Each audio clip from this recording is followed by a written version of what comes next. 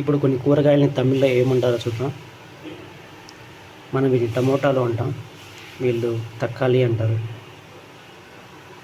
ఇక్కడ ఉల్లగడ్డలు ఉన్నాయి, మనం వీటిని ఉల్లగడ్డలు అంటాం, వీళ్ళు ఉల్లకలంగు అంటారు.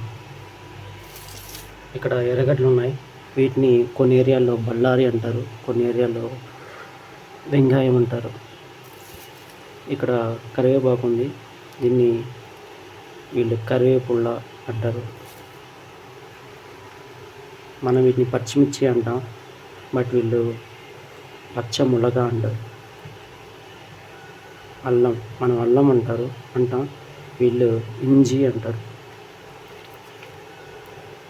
తెల్లగడ్డలు, వీటిని వీళ్ళు పూండు అంటారు.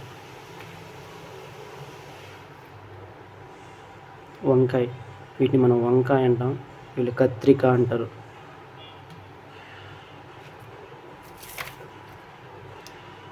మునక్కాయ, దీన్ని మనం మునక్కాయ అంటాం, వీళ్ళు మునగక్క అంటారు.